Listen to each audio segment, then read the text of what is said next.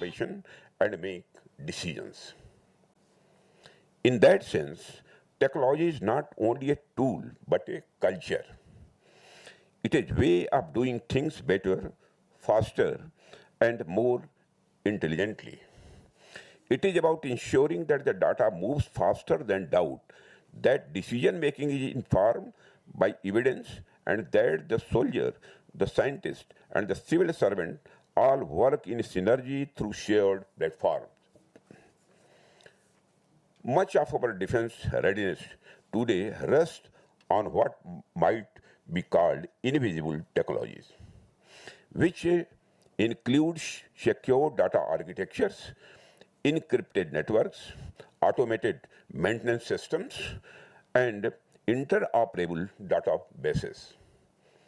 These may not capture public imagination like a new aircraft or missile or warship, but they determine whether the right equipment reaches the right place at the right time, whether commanders have real-time visibility, and whether systems talk to each other seamlessly.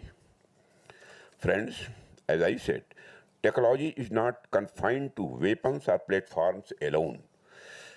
It also resides in systems that make our institutions work faster, more transparently, and more intelligently.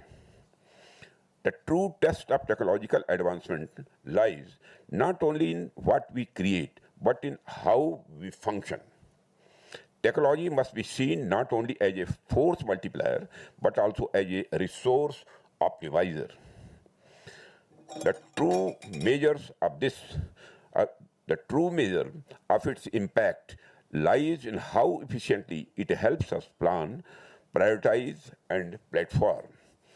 One area which can serve as an example to internalize this thinking is our capital procurement process. This is because we operate in an environment.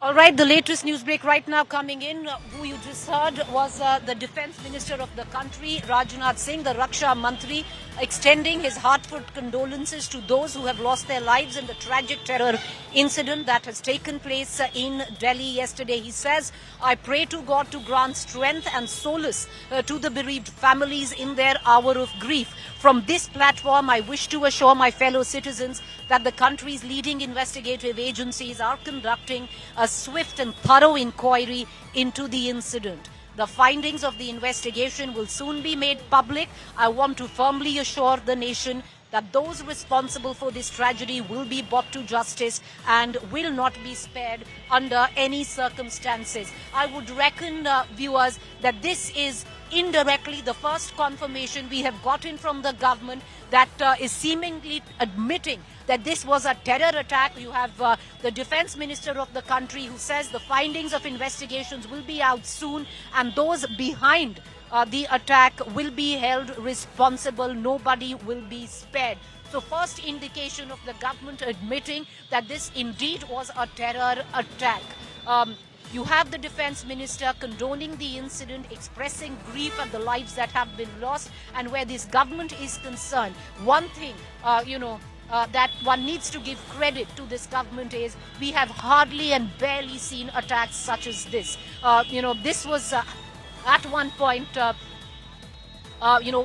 we'd seen multiple instances like this during the UPA years, but an incident like this now coming in will raise questions where security lapse, intelligence failure is concerned, and nobody can shy away from that question. I'll hark back to what we've been speaking on, the mastermind of the particular attack yesterday. Yes, this was a terror module. Omar Muhammad was part of the larger terror module that was busted in Faridabad, which had roots in Uttar Pradesh and in Jammu and Kashmir, but was the lone person, possibly a suicide bomber now, Fidayan, who was behind the wheel of the I-20 that was laden with explosives. He hails from a village in Pulwama, training to be a doctor. His mother says, or at least has told us on camera, she had absolutely no idea that he could be involved in this. But before we get on to our ground reports coming in from Pulwama, listen in to the Defence Minister of the country. The findings of the investigation will soon be made public.